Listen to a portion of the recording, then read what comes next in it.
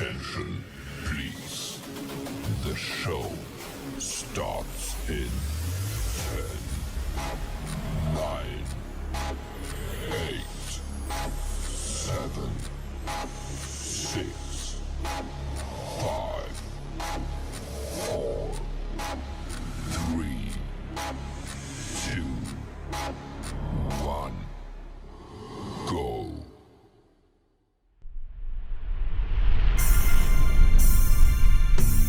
Live from Columbus, Ohio, it's Motown Downtown!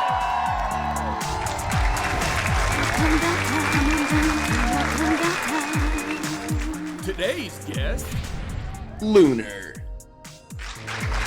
Come on down to Motown Downtown. my name is Tyson Bruno, and here's your host, Mo Chocolate! Come on down to Motown Downtown.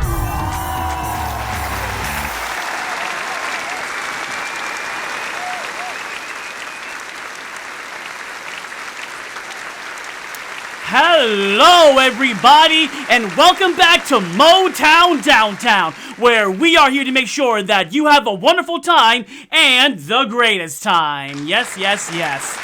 What's up, everybody in chat? How's it going? Thank you for giving everyone a shout out to all the mods in chat. Hello. You're greatly appreciated. You're greatly loved. Thank you for coming by this early. Thank you.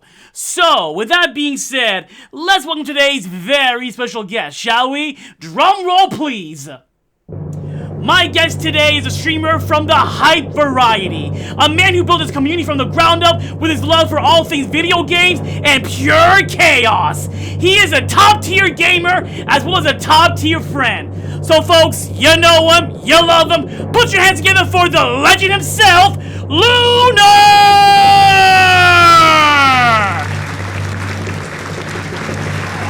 Oh my god, dude, that was quite the intro. I What's loved up? it. What's up, buddy? I loved it. What's up, man? We're chilling. I'm doing great, man. Thank you so much for coming out tonight. Like, so many friends showed up for a chat to come say hi to you because we love you so much. So thank you, man, for taking time out of your busy schedule to come here to Motown Downtown. Thank you very much, man. Thank you. Absolutely, man. I was wondering what took you so long to invite me. I was like, oh, does Mo not like me? Does he not want to hang? What's going on? But you know what? You had to wait. And I know you're saving the best for last, obviously. Oh, so yes, we I'm are. honored. Yes, we are. Yeah, man. Yes, we are. And chat, let me know how the audio is. Like, if you can hear Lunar just fine, or if he's too low, or if I'm too low, please let me know. I will adjust it. I'll adjust it in real time. So, with that being said, buddy, like for anyone watching who has no idea who you are, tell us a bit about yourself. Yeah, absolutely. So, yeah, for those of you guys who don't know, my name is Lunar Lux. I'm a content creator. Well, I act like I am. I'm very, very on and off again, but I've been creating content since about 2017. And then, yeah, I guess I sort of just do bits here and there. So, been in the game for almost, wow, I'm coming up on like 10 years. That's actually really, that's scary to think about, honestly. But yeah, mostly surrounding myself around all things Kingdom Hearts. I love Kingdom Hearts, but my other passion is obviously Nintendo properties. So I love Pokemon. Did a lot of Smash Bros. Content, which I think, hilariously enough, more people know me for my Smash content, which is so funny because out of all my videos, I mean, there's like probably 20 Smash videos, and like, I mean, yeah, it's crazy. But like to do a little bit of everything, but yeah, mostly Nintendo, mostly Kingdom Hearts, and yeah, I also yap about music on Twitter from time to Awesome, time, man. so, Well, that's why yeah. we get along so well, because everything you just mentioned, I love as well. So that's why we're besties for life, pretty much.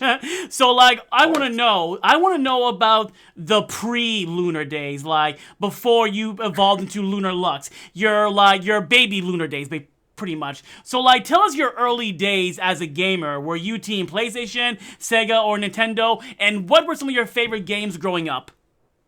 Yeah, so I think my earliest like memory as a young gamer was the original Sonic the Hedgehog in the Genesis. Oh, I yeah. actually still have it. It's like right over there in the basement. So Nice.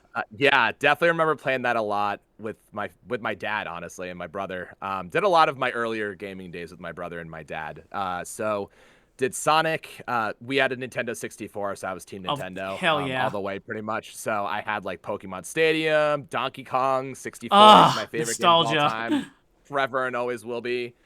And yeah, just I was really big on Nintendo stuff, despite being such a big Kingdom Hearts fan. Like Yeah. I had a PlayStation, obviously. I played Kingdom Hearts growing up and all that stuff. But you know, a lot of people forget like a lot of Kingdom Hearts stuff was on Nintendo consoles. Like the first time I played the Kingdom Hearts series was Chain of Memories on my Game Boy. So that was Amazing. kind of how I got Amazing. introduced to the series. Yeah, so lots of Nintendo stuff. I love the GameCube. It's my favorite console of all time still. I know that's a hot take, but I absolutely adore it. But had a blast with the PlayStation 4. I was a big Xbox 360 gamer, so that was I've touched on all sort of areas of gaming, I guess. And I think I was there for all peak eras of it too. So but yeah, definitely don't stick to one genre. I play a little bit of everything as long as it's good. You're So, like yeah, a kid in a candy store. You don't want one section of candy. You want all the candy, pretty much. Oh yeah.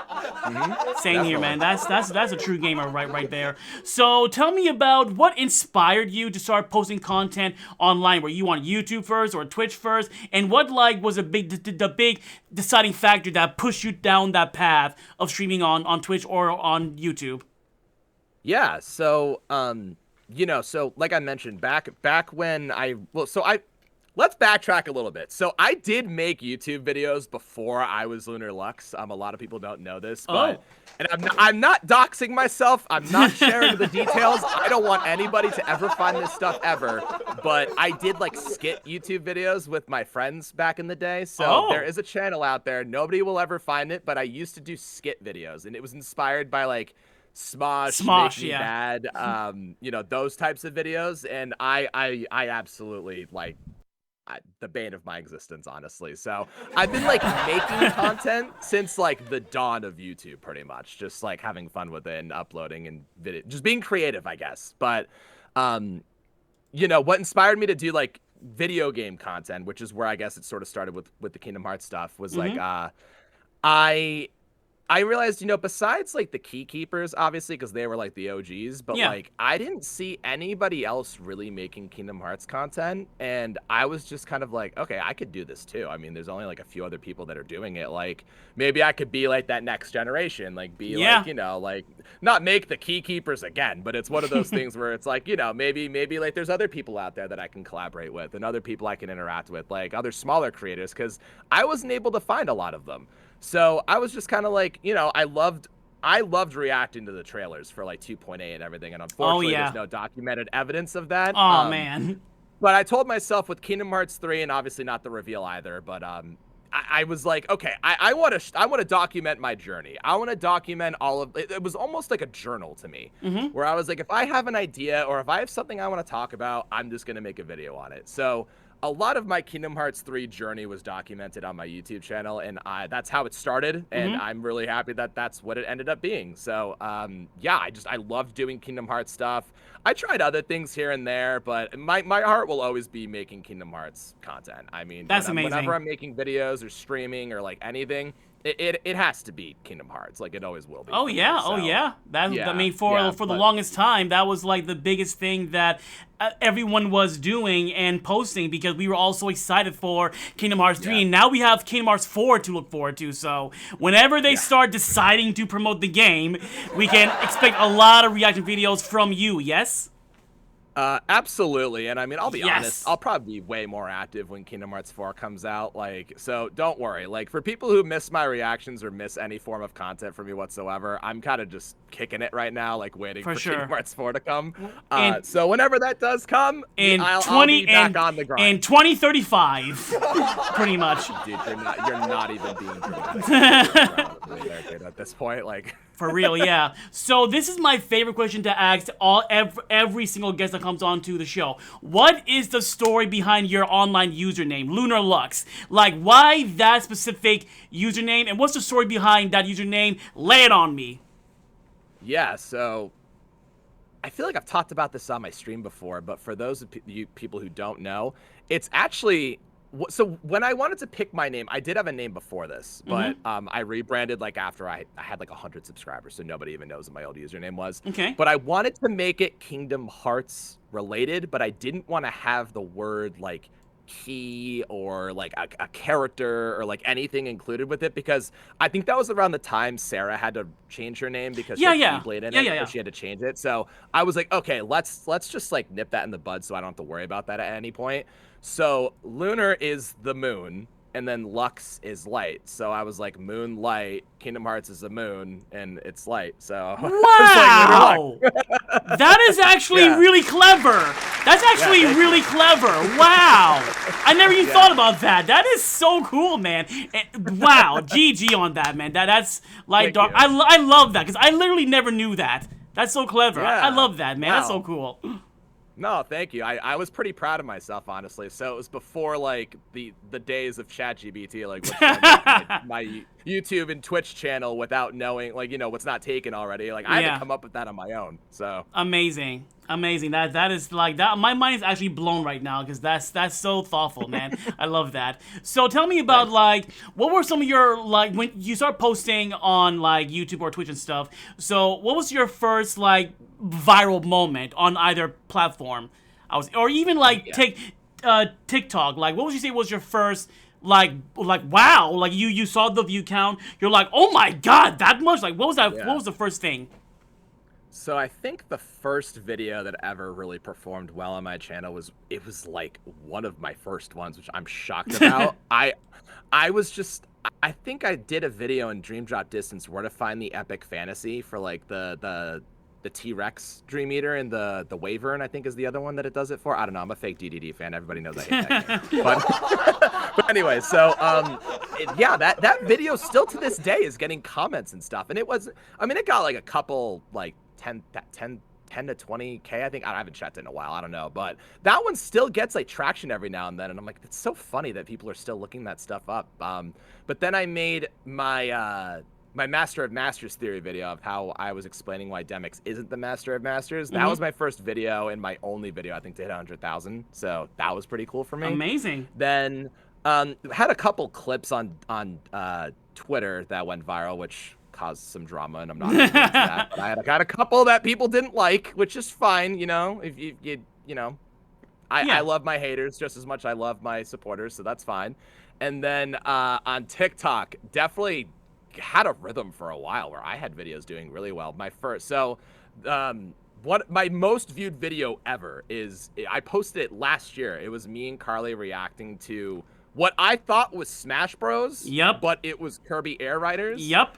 And I think it's at like 3.6 million views, and that's my most viewed video ever. Congrats, man. Which is funny because I never even took TikTok seriously. Yeah. I think I've got like less than 40 clips posted on there, and I'm like, damn, like what? So it just goes to show, just try it, and you never know. Things might just pop off randomly. So. Yeah, it was a lot of like Lance says, stop, and that was the whole comments. Yeah. Dude, I was getting cooked in my comment section. I still do. There's so many comments on that video, and they're not nice. Like they're cooking. Yeah, me. unfortunately, that is the biggest sign that your video has gone viral when you start getting the hate comments. That means it's reaching out a much bigger audience. Yeah. Yeah, when I was getting comments in other languages, I'm like, this is so far out of my control. Like I just turned the comments off. Like I can't even or I didn't turn them off. I turned the notifications off because I'm like, I can't. This is too much. At that point, I make it so the video only my followers can see, because then it just dwindles down. Like, because it gets to the point where like, okay, guys, stop. Pretty much. Yeah, and it's actually, so it's funny. I haven't made this public yet, but I got DM'd like a month ago or a month or two ago. There was some woman, I have to check the legitimacy of this, but she DM'd me and she was like, hey, I really liked your viral reaction to, it was clear like a translation thing. Yeah. Like she was from Japan, and she asked if she can air my reaction to that on like a Japanese like news station. Ooh. So for all I know, I was on TV in Japan and I don't even know it. That is so cool. I have to fact check this because I'm not 100% sure if it was even that video or whatever, but she asked if she can use one of my TikToks. Yeah. She was going to put on like a news station. And That's I was cool. like, sure, fine. It's probably why like not? a montage of everyone reacting, and like if someone who lives in Japan has to send us that clip now because we got to see that. That is so cool. Yeah. I kind of want to ask her, like, do you have like a clip of it? Like, I kinda wanna see it, so. Now, post it on Twitter. We gotta see that. So my next question, Lunar, is so once you start streaming on Twitch and stuff, what would you say was the one game that gave you the best streaming experience, and the one game that gave you the worst streaming experience? Ooh, that's a really good question. Thanks. So I think the best streaming experience for me, where like I had the most fun with it, was when I streamed Kingdom Hearts 2 on Critical, because it gave me this appreciation for this game that, let's face it, like you're either on one side of it or you're on the other. Like you either think this game is like God's gift to the earth, or you think it's just the most overrated game in the world. I've always been right in the middle, but dude, when you play that game on Critical and you go through it, you really do appreciate the attention to detail in the combat and how rewarding it is for understanding like how the bosses work and the revenge values work, and it is just so snappy and satisfying. Like I love Kingdom Hearts 2's combat because of it. So I'd say that was the most fun game I ever streamed, specifically because I was like learning. I felt like I was discovering a whole new part of this game that I've loved since I was a kid, like 20 years later. So I thought that was fun. So playing that game on Critical, I highly recommend every Kingdom Hearts fan to just, if you're not going to play any other game on Critical, play Kingdom Hearts 2 on Critical. I promise you, it is such a fun, thrilling, rewarding experience. Like, I loved it. Oh yeah, I played through the whole game on Crit with the Kingdom Key only. And yeah, it was very, very challenging, but I kind of liked it actually, because I've never in my life done that, so it felt really good. So yeah, 100% agree with that. Now, what would you say was your worst? So I think the worst for me, and this is like a frustrating story. This is like back when I was like much more consistent, like probably it was before the pandemic, I think. So it was that long ago. Okay. I was streaming The World Ends With You for the first time, and because it just came out on the Switch, so I was like, oh, this is perfect. It's like Square Enix, it's Kingdom Hearts adjacent. Like let's just see how this goes. The streams were going really well, and I think I made it to about halfway through the game. I think I was about halfway. And I'm not going to say what happened specifically in case people haven't played the game yet. I'm a firm believer in, like, I just don't like spoiling things for people or just talking about things openly like that. Where, you know, especially like in this community where I'm sure people like, oh, I haven't played it yet, but I might want to, so I'm not going to say anything. But there was a part where somebody, this is like the dumbest chat I think I've ever read in my life. I'm not even kidding. They said, oh, you're playing this for the first time? This is one of my favorite games ever. I'm like, oh, thanks, man. Yeah, no, I'm happy you're enjoying it. Like, welcome in. Have you gotten to the part where X happens to X? And I was like, first of all, you just typed out saying that you knew I was playing this for the first time. Second of all, you said it's one of your favorite games of all time. So you should know where I'm at in the game. So what made you think it was okay to ask me about something that hasn't happened yet? So, and it was like one of the big reveals. Like, I'm not going to say what it was, but it was definitely one of those big revelations like halfway through the game. And that just soured my experience with the game. It was so annoying. And now I like, because everybody loves like, you know, Neo too, like Neo World Ends With You. Like, I know that that's obviously a really fun game, and like the story and the universe and everything.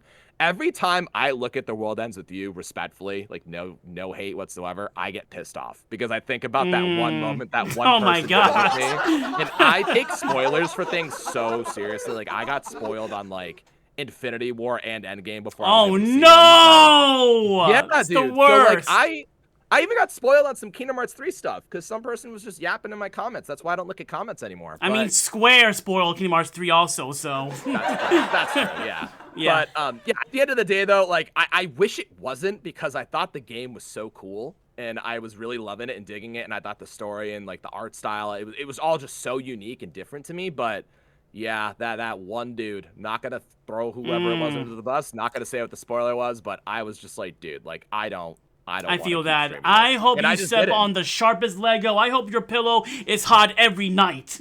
F off. Definitely. Also, before we continue, thank you to Harry Gamertag for the follow. Thank you, buddy.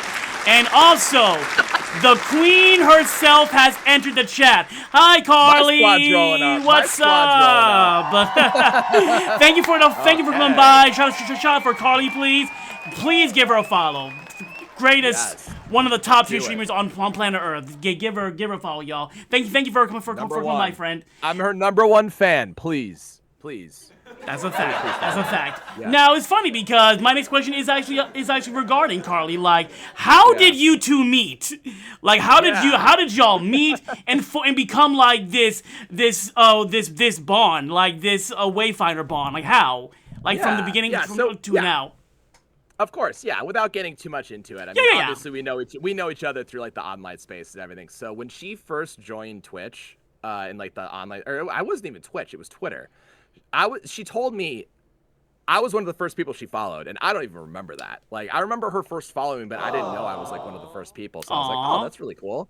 And then I didn't realize it was her first stream ever, but I joined her first stream ever, and I was like one of the first few people that chatted in her first stream, and I didn't know that either. Like, I was like, oh my god, this is like the coolest thing ever. Yeah, so we stayed connected. We were just, like every now and then. We weren't ever like really good friends, but like we were very, very much so like respected each other as like, creators and everything, which I thought was sick. We collabed a few times, like did like things with friends.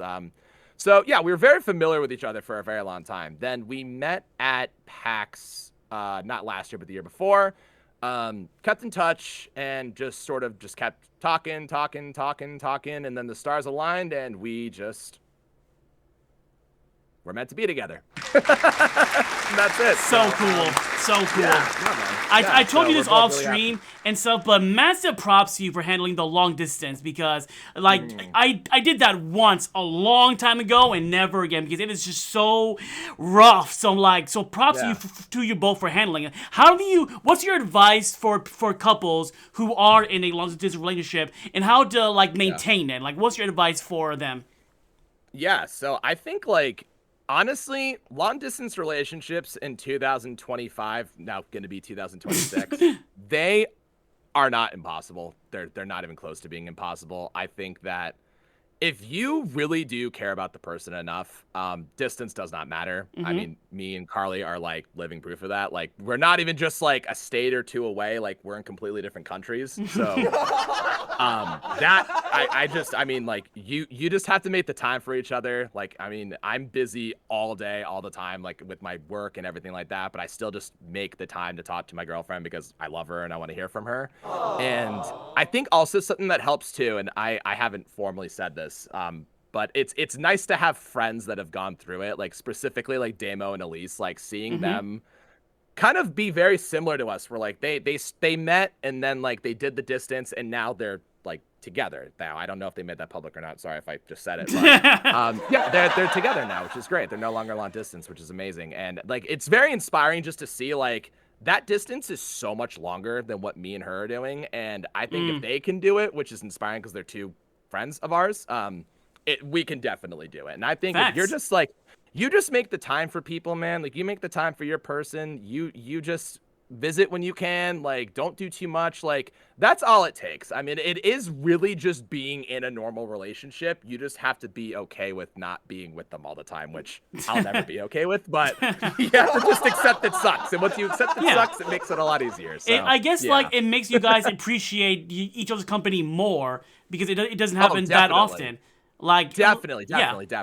Yeah, that's like one of the biggest things that her and I do talk about is like being long distance. I don't want to say I recommend it, but it's also it's a big test to see like how much you really do care about that person. And like, because I feel like, in this life we take a lot of things for granted, especially relationships and just people in general. So having to be like together and then be separated again, like her and I know now what it's like to be with each other and to like not be with each other. So it does give you like a such an outstanding appreciation for the person because like, you don't know what you have till it's gone. Well, actually, her and I do know what it's like and it sucks. So that's why we're very grateful and we're very like removed from everything and we're very present with each other when we're together. So amazing. when we're not responding to messages or we're not making content, it's because we're with each other. We're just trying to make the most of it. So, That's so inspiring, man. And I really am happy for the both of you. Like, there couldn't be a more perfect couple online for real. So, last question, and we will move on. But this is going to be your moment, Lunar. I'd like you to look into the camera, and I want you to picture you're like looking into the face of Carly, and I'd like you to tell her how she makes you feel. All right? And action. Girl, you make me happy. I'm just kidding. Carly, I love you so much. You know I do. I was just talking to you an hour ago, but you are the best part of every day. You are my favorite person, my best friend, the person I want to do everything with. I'll see you soon. Don't worry. So, yeah. Yeah, perfecto. You are amazing, Carly. We all appreciate you here. Okay, so let's get to the first topic of the show, and that is going to be Super Smash Brothers. Let's talk about the smashing of the bros, shall we? So, Lunar, who are some of your mains in Smash Bros? Oh God, so this is so frustrating because like I want to say Sora, but like Sora just doesn't work for me, man. I just make him work, but I do love Sora. So like when it comes to playing Smash, I like change mains like every single day. Like I like just playing every character. Yeah. But I love Incineroar is really fun for me. Piranha Plant's really fun. I do like me some Cloud. Joker's really fun. I like yes. Palutena, and yeah, besides Sora, obviously, but yeah, that's everybody that I've sort of like I have like I don't want to say above average, but like more than a casual understanding of how to play the character. Oh, and Corrin. I don't know if it's a Corrin, but I love Corrin. All right. Now besides Sora, what are some of your favorite and least favorite character reveal trailers? So the trailers are the characters, because that's different. Trailers, yeah. I think Sephiroth had the best trailer. Oh my God, yes! Yeah, oh my God, yes! It's not even close. Like, so if hype. we're talking like just strictly Ultimate, it's definitely Sephiroth. But my favorite trailer of all time, and I don't know if I've made this very like obvious. I think Sonic the Hedgehog and Brawl had the best trailer because that's the craziest fucking thing I've ever seen in my life. Yeah, for real. Craziest thing ever. So for real. I will say that. So for Ultimate, yeah, Sephiroth had the best trailer. I mean, I think that was like the best one, hands down.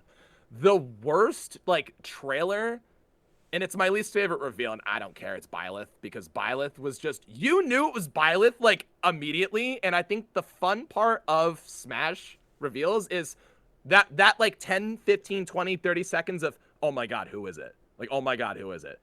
But like, and I guess you can kind of say with Terry, you kind of knew it was Terry because it was Fatal Fury. Like we all kind of knew it was like SNK and all that stuff, but it was still like a fun trailer because they made it very personalized to like what Terry is. But when it comes to Byleth, dude, we had like 2 seconds and we knew it was Byleth, and it was so underwhelming. It was the last character in Fighters Pass 1, and I actually titled my reaction a very underwhelming reaction to Smash Ultimate because I love that. So not there for it. For me, it has to be Minecraft Steve as for least favorite. Because I wake up at like really early in the morning and I go live on Twitch for my reaction. At first, I'm like, it's Sora because Mario's in darkness, But then it was Steve, and I turned the stream off and I went back to bed. Because now, if you love Minecraft, cool. I don't. I'm not a fan. Never have been. But I recognize that a lot of people do care. So cool. But me, I'm like, I woke up early for this. Nah. So that's my least favorite.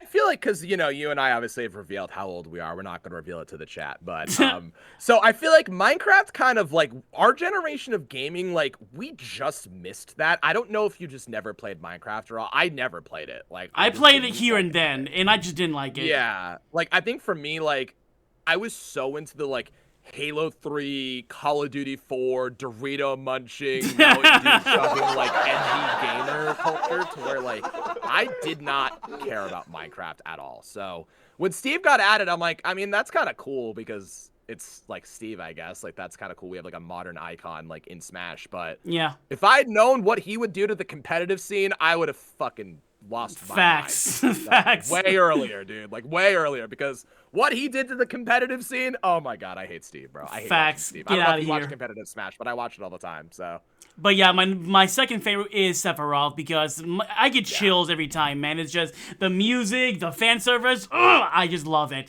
Now, It was incredible. let's talk about Sora because, oh my god, this is my favorite moment in all of gaming, bro.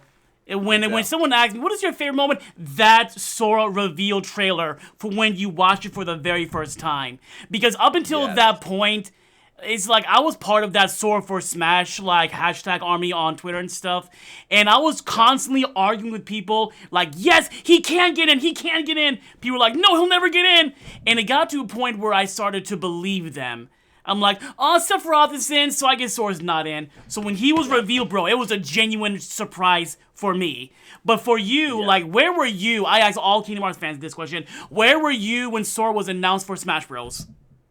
So I'm not even kidding you, moved into a brand new apartment in Boston when I was living there for a little bit. And my neighbors hated me almost immediately because of that.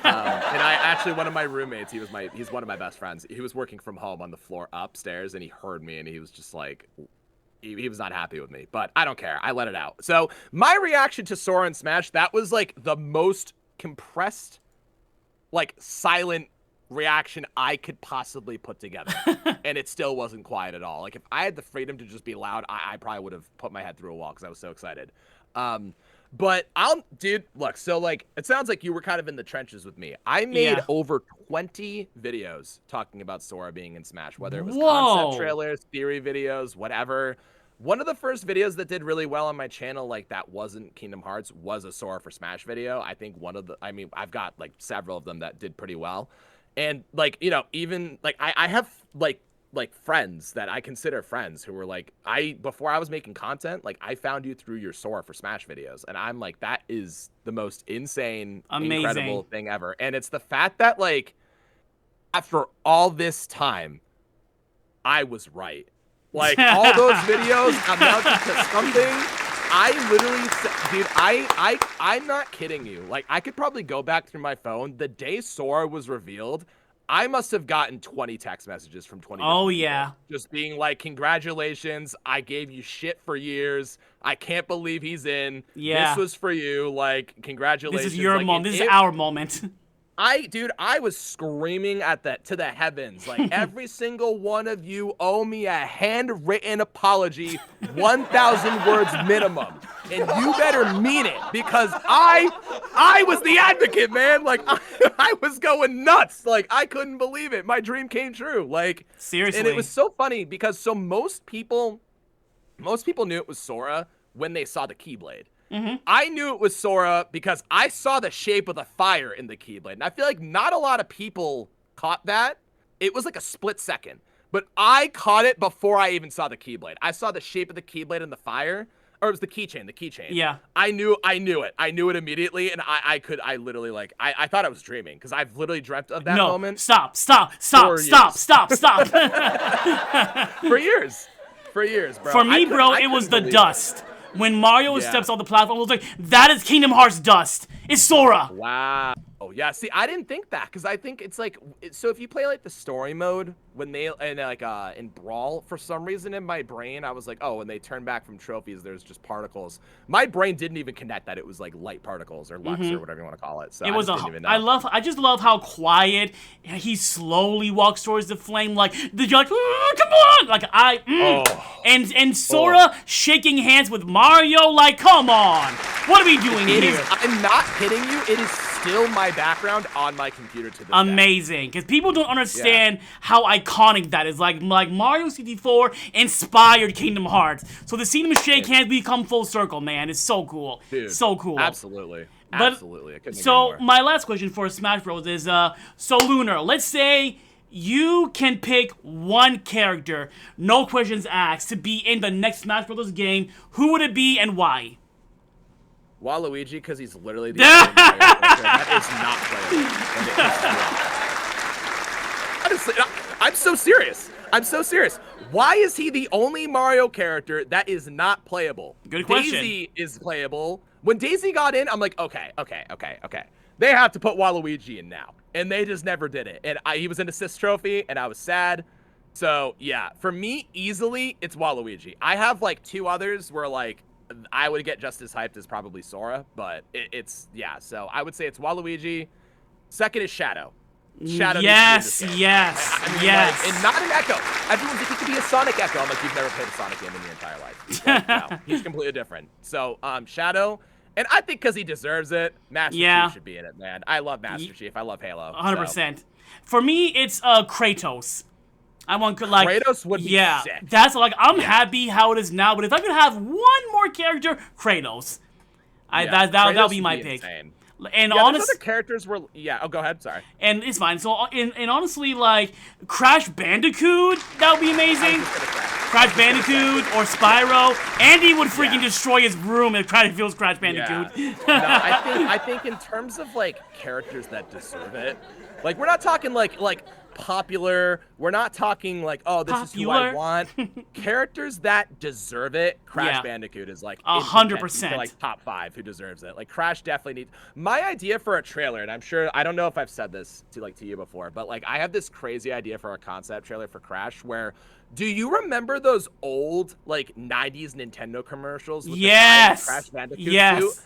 They should literally have like him with the sign and they're like, yo, bro, you want to come in? And then they bring him in and then that's his entrance to Smash. I like that. I like that. Yeah. Incredible. I would love that. That'd be that. I mean, we've never had a live action Smash Bros. Trailer, so that'd be perfect. Yeah. It would be incredible because nobody would know what it is. Like, it should just be that. A car that pulls up to a building that says Nintendo, and then you see a guy coming out with a microphone. That'd be hilarious. It would be perfect. It would be literally perfect.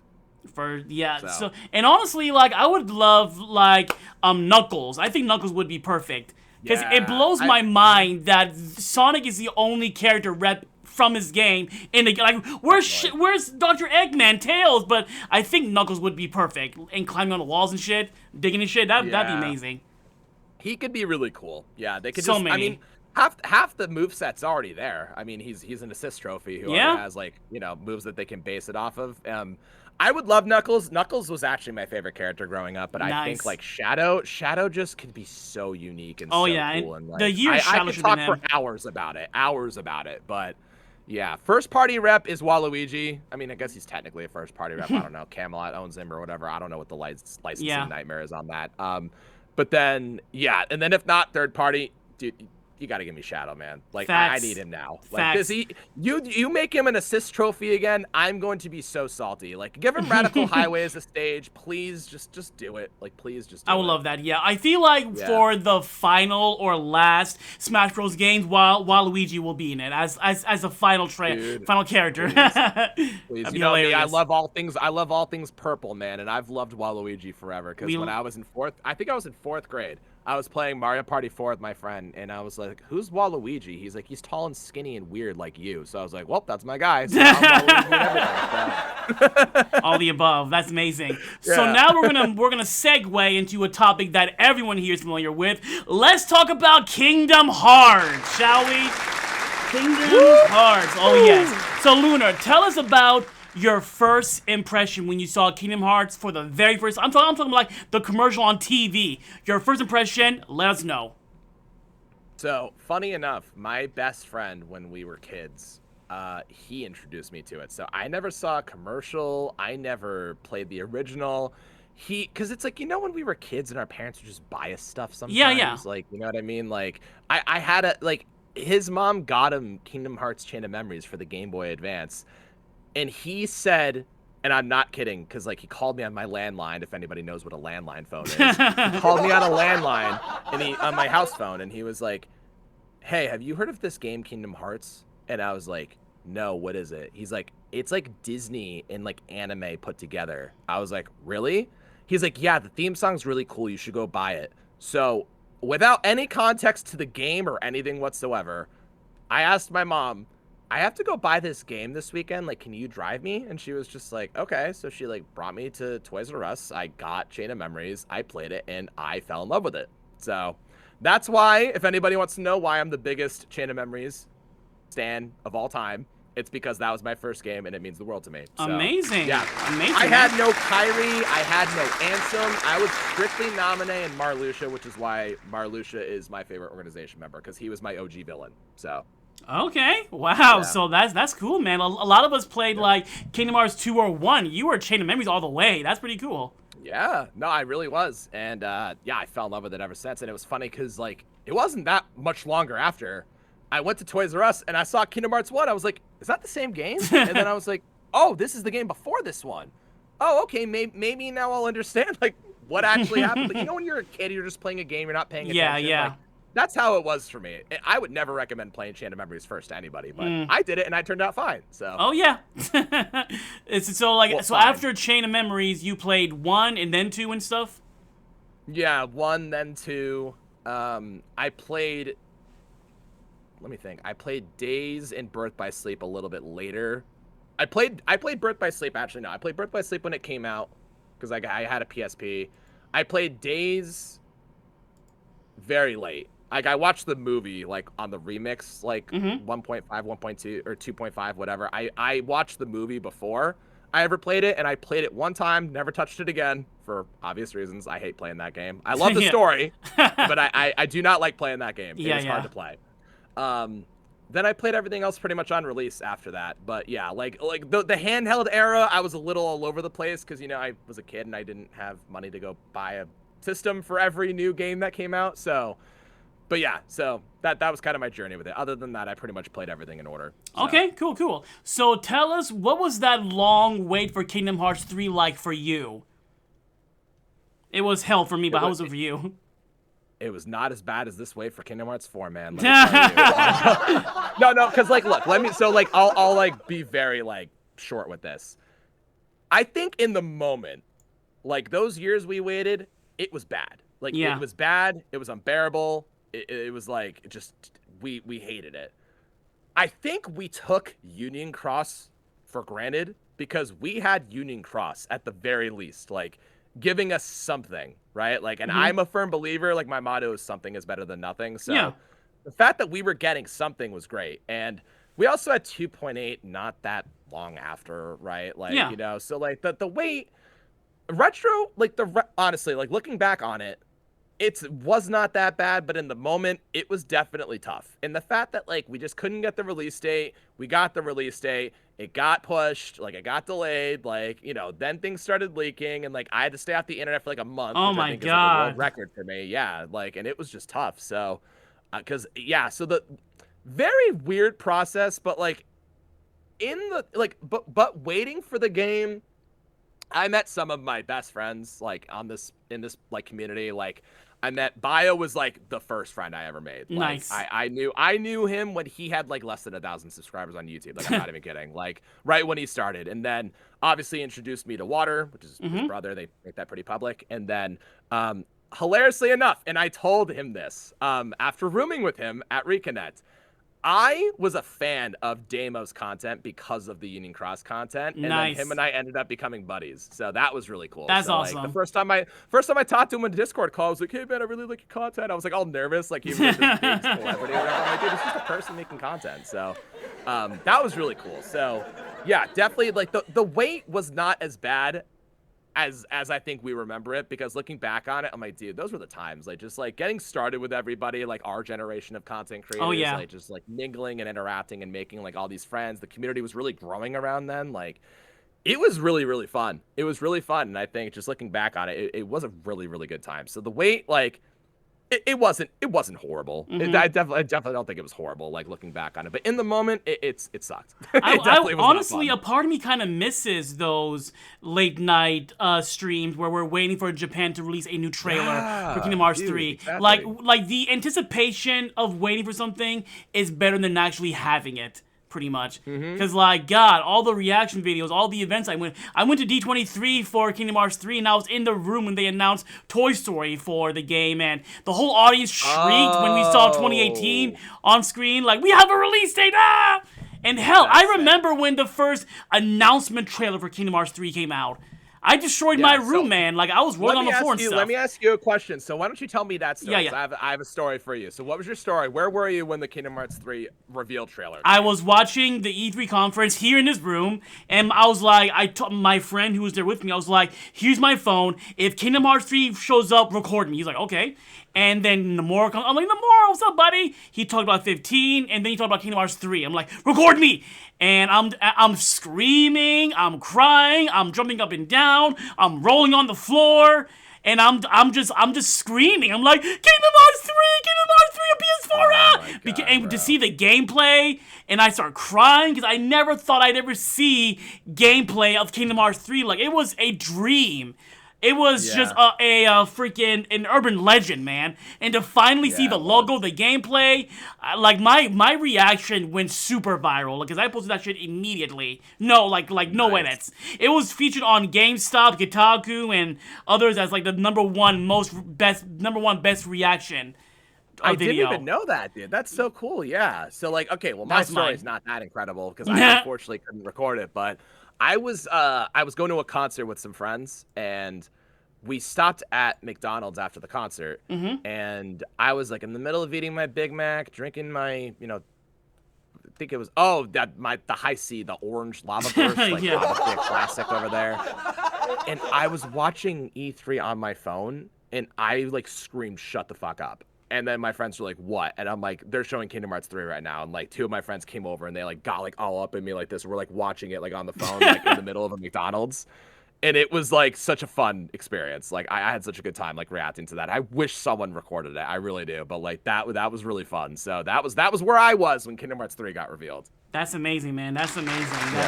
And that's when it all started from there. But honestly, after the Dark Aqua reveal trailer, I stopped watching trailers. And I'm so glad I did. Because, man, they were showing off way too much. Like, every final boss of every world, every Keyblade transformation, like Lingering Will showing up, Yin Sid showing up, those were all surprises for me.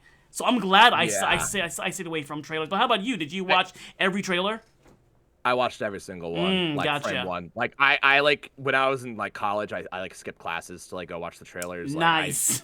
I was so irresponsible with the Kingdom Hearts 3 hype cycle, but I don't even regret it. I thought it was such a fun time. So the thing for me is, people think they might do the same thing with Kingdom Hearts 4. I don't think that's the case because I think the problem with Kingdom Hearts 3 is it was the conclusion of the Xehanort saga, right? So like, we knew how it was all going to end. So the things that they didn't show us were the things we kind of knew were going to happen already. But the things they did show us were the things that we didn't know. So they kind of did it backwards where like they should have been teasing more of like, I don't know. I guess more of the surface level things like, oh yeah, the Wayfinder trio coming back together and this, like, and they did do that. But I think showing playable Riku was ridiculous. I think showing Dark Aqua was ridiculous. I think showing Scala ad Kylum was the worst thing they could have done. I think that was the dumbest move that they've made in that entire hype cycle. You should not have showed that. You should not have showed that. I think that was a huge mistake. I really do. Then there was one other thing that they did. Oh, the whole Keyblade graveyard scenes, like all that stuff, that should never have been shown. None of that should have been shown. Yeah. I think the whole last like 5 hours of the game should have just stayed a secret, but they showed way too much of it. I feel like that's why a lot of people did not end up liking Kingdom Hearts 3, because if you've seen every vanilla Kingdom Hearts 3, if you've seen every single trailer, there's really no surprise, you know? I feel like besides the ending, you already know what's coming. So I feel like that's why. But that's actually my next question, Lunars. Why do you think, because when Kingdom Hearts 3 came out, well, actually, what was playing Kingdom Hearts 3 like for the first time for you? You pop in the disc, you see the logo, what was going through your mind? Like, what was playing the game for the very first time like for you? So, funny story. I actually have 3 copies of Kingdom Hearts 3. And I'll nice! So, I pre-ordered the collector's edition, so I can get, like, the box. I still have it. Like, it's still packed up with my stuff over there. But I have, like, a sealed, like, version of it with, like, the steel bookcase and all that stuff. That's in there sealed still, so I've got that. I pre-ordered a digital version of it so I can get the theme from my PS4. And then I learned there was going to be a midnight opening at the GameStop near me, which was 9 p.m. I'm like, am I really about to buy this game again to play it 3 hours early? I'm like, Hell yeah, I Hell am. So I did yeah. that. and poetically, and this is like where it comes full circle. My friend who called me when I was a kid to play Chain of Memories went with me to go pick up my copy of That Kingdom is Hearts 3. so cool. That is And I actually told him, really I'm like, cool. there's only one person I want to pick it up with, man, and it's you. So I went with him. So that was really fun. But playing that game, dude, I buckled my game into the front seat of my car, and I made sure it was safe. Like, I was like so happy it was there. I documented the whole night, like on my Snapchat, and like all my friends were like so happy for me and everything. And I think when I popped it in and I heard the Dearly Beloved for the first time, I sat there and just like, I actually didn't put my reaction to the Dearly Beloved in my playthrough of the game because I was getting so like emotional and I was like in a trance and I like couldn't believe what I was staring at and like what I was hearing. Like, it was the most euphoric experience of all time. I stayed up until I think 6:30 in the morning. I stayed up till 6:30 in the morning playing it. Yeah. That's later than I did for sure. But I mean, honestly, for me, like there was also a midnight launch for me as well, and I went cosplayed as a Roxas, the hood version of Roxas. Nice. And yeah, there was a long line of people there. The employees did like a trivia thing for everyone waiting outside, and they were also dressed up. And I buy my copy, and I'm sitting in my car like, I've been waiting for this game since 2006. It is in my hand right now. Like, I didn't know how to feel, and I called my brother because he's the one that got me into Kingdom Hearts. And I'm like, hey, bro, man, thank you for making me a fan, man. Thank you. Like, you're welcome, man. And then I go home, I pop it into my Kingdom Hearts 3 PS4 Pro, which was a nightmare to get, but so fucking worth it. And I see the logo pop up, and I cry, man. I am crying for 10 minutes, looking at the logo on my TV screen. I'm like, I'm about to play Kingdom Hearts 3. What? And Dude, exactly. there was no. I think I finished the entire Hercules world, and then I went to bed. So I loved it. It was definitely an experience, man. It was like unlike anything ever. Like I really just don't think like Kingdom Hearts 4 is gonna hit the same. Like that was such a once in a lifetime gaming experience. Like being a Kingdom Hearts fan, like waiting for Kingdom Hearts 3, there was just nothing will come close to that. Like it's just such a different experience, and I'm just really thankful we got to experience that all together, and I feel like we all have like shared trauma of dealing with the release of Kingdom Hearts 3, and that's what brings us all together. You know? For the rest of my life, there is never going to be an experience like Kingdom Hearts 3. Had a good chunk of my life. Over 10 years for one game. I mean, there's Diablo 3 and stuff, but we don't, whatever. It's Kingdom Hearts 3. But so sadly, Lunar, once Kingdom Hearts 3 came out, it split the community in half. Basically, like some people like me, I loved it. I had a lot of issues with it, but it was nowhere near perfect, obviously. But overall, I loved it. Like, the ending made me cry. I was like, I finished Kingdom Hearts 3, It was just, I loved it. But I did have a lot of issues. But then there were people who hated it. Like, there was one guy that threw it away in the trash can and stuff. I'm like, come on, it's not that bad. So why do you think the game split the community in half? So, first off, I think that base Kingdom Hearts 3 is really tricky because if you had asked me when I first played it, like, how did you feel? And I would have said I loved it. Like, I loved it from start to finish. I absolutely loved it. Like, of course, like you, there's a handful of things that maybe I didn't absolutely love, and I think most of that was handled by, or that stemmed from, like, how it was handled, like, marketing-wise, like, how much it showed. I think it kind of showed too much, and I think that's why, because people are like, oh, what else is there to see? And there wasn't a ton.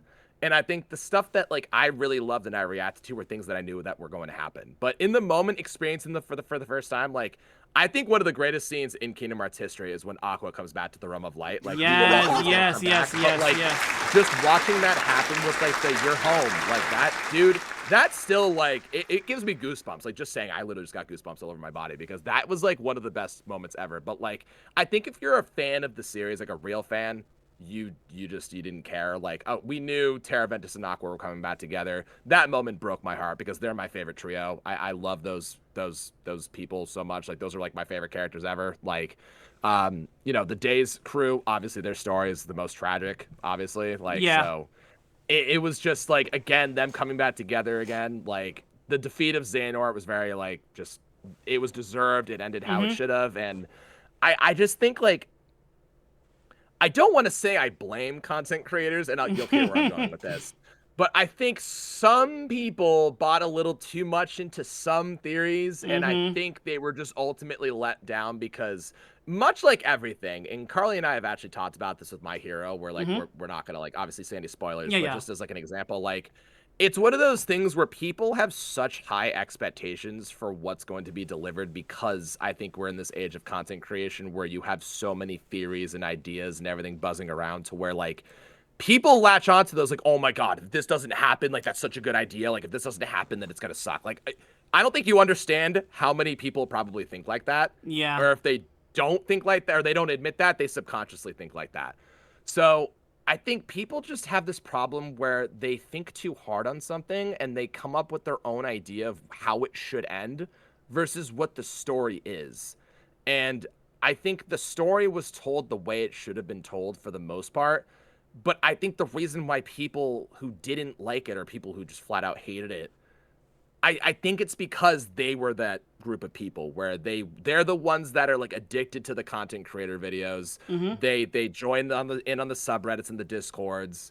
They're the ones talking out, what do you think is going to happen here? What do you think this trailer meant here? And it's like, dude, if you just experience media the way it's presented to you and you stop trying to pick it apart and dissect it, you will enjoy things so much more. Like, so much more. Like, I promise you, if anyone needs to hear that, I promise you, you just experience something as it is and don't think too much into it. You will love things way more than you think you will. Facts. And yeah, so in terms of base Kingdom Hearts 3, those are my thoughts on it. I think like people they just had their own headcanon of what was going to happen. Yeah. And when it didn't happen. They got mad. I think a lot of people, even though they should not have, I think a lot of people were expecting Kingdom Hearts 2, but they got Kingdom Hearts 3. They wanted the flashy combat of Kingdom Hearts 2 and stuff, and all this stuff, but really, Kingdom Hearts, the Kingdom Hearts 2, the one that we all play, is a final mix version. This is the vanilla version, and I believe when Kingdom Hearts 2, vanilla Kingdom Hearts 2 came out, some people did not like it either, you know? Dude, so we're playing like the perfect version. Yeah. You guys never played base Kingdom Hearts 2. Base Kingdom Hearts 2 was horrible. It was bad, bro. Those low times, no dodge roll. Oh my God. And you guys think that? No, dude. Like, the only really good game that didn't need a remix or a remaster or a port was Kingdom Hearts 1. And I stand on that to this day. That base version of the game was wonderful. And yes. I don't think there's anything that I would pick apart on that. But I think ever since then, either the ports or the remix or whatever they added, it just always made the game better. But I don't think Kingdom Hearts 1 needed anything added to it. I think the base version of the game was perfect the way it was. Well, let me just scratch off that remake question. That was actually one of my next questions. No, you can ask. Go for it. Yeah, so it's, I feel like, for me, the biggest thing I did not like about Vanilla Kingdom Hearts 3 was the combat. I wanted to dual wield. I wanted Oathkeeper and Oblivion. I'm like, where are these Keyblades? Where's the flashy, like the way the finisher I just didn't like. I'm like, you go up to the sky and bling, that. I wanted the combat to be flashier and just feel the impact of every attack, you know? And then Remind comes out, and I kid you not, Lunar, it fixed every single issue I had with Kingdom Hearts Vanilla. Like, it fixed it so much to a point now it's my favorite game of the entire series. Before it was Kingdom Hearts, now it's Kingdom Hearts 3 plus Remind. Because we got Dual Wield, we got Oathkeeper and Keyblade, a data battle, secret bosses. Even the graphics got better. It literally became a better game, you know? Yeah. So, like, did Remind fix all of your issues as well? I think... Now, this is where I'm going to be a little bit more harsh because now you're asking me, like, present day how I feel about it. I think Remind made me realize how bad the base version of the game actually was. Because when I got like such a substantial upgrade of what the game could have been, I was actually more frustrated at the base Kingdom Hearts 3 game. Like my first playthrough, my first experience, that's something that I will that was one of the greatest gaming experiences of my life, like without a doubt. But looking at it like objectively, Remind fixed everything that was wrong with it, and there were so many things that they fixed. Shows really on paper, if you agree with that, how many things were actually wrong with the first game. Like, let's just call it how it is. Like, so I think like the combat for me, I loved Kingdom Hearts 3's combat until I played the game on critical, and Carly keeps saying, wait till you play Remind, you're gonna change your mind, because I never played Remind on critical, but I played the base game on critical. And I think like playing Kingdom Hearts 2 on critical and then going to Kingdom Hearts 3 on critical, I'm like, this game is so much more unenjoyable than I remember. And I think I really do realize like how much. So when people try to talk about Kingdom Hearts 2 from like a combat perspective and the way the boss designs are, for someone like me where I'm not like a combat nut, I see the vision, dude. Like, I understand why people gas this game up, because Kingdom Hearts 2 on critical, I told you, that was one of my favorite games I ever streamed, because I loved how challenging but not frustrating the game was. Like, I don't think there was a couple, like, you know, like the experiment in Halloween Town. Like, I hated that boss fight because it was so unlike anything I've ever played before. But the problem with, like, Kingdom Hearts 3 is, like, all of the boss fights were just giant heartless that didn't have revenge value, that you couldn't really stagger, and they could just attack you in the middle of your combos just randomly. Like, I felt like there was almost like no time. I mean, people are just gonna say it's a skill issue. I don't care. It's fine. But I feel like in Kingdom Hearts 2, when I would like swing the Keyblade a couple of times and try to dodge roll, it was like snappy. Like, it would just do it. Whereas, like, if I pressed the X button one too many times, I'd get locked into a combo in Kingdom Hearts 3, and I couldn't get out of the way in time. Like, so I felt like there was just more of, like, a delay or a lag in the combat. And, like, I don't know if it was the boss design in the base game, but I understand, like, from, like, you know, what Lance tells me and, like, you know, Carly tells me and people who have played it on critical, the organization members are way more fun because they actually function like Kingdom Hearts 2. So I probably should get around to doing that at some point. But I think, yeah, like the combat, like being able to dual wield and like Keyblade transformations and like all that stuff, dude, it's so much fun. It's very, very fun, and I love it. But I just think like it's more of a fun game casually, whereas like if you want to challenge yourself, the game wasn't really designed for critical mode, from my understanding. So it's got like that weird thing to it in the base game. Obviously, Remind was designed with critical in mind, but I understand that like the base game wasn't, so I think that's why I have such a weird feeling while playing it on critical. So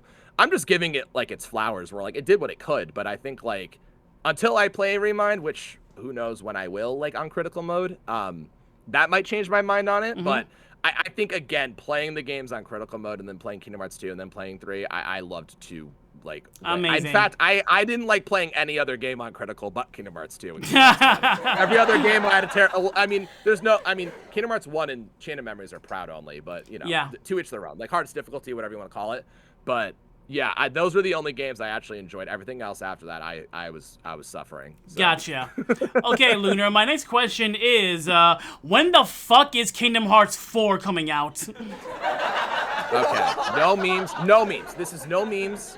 This is me just telling you guys what's gonna happen. This isn't like theory crafting.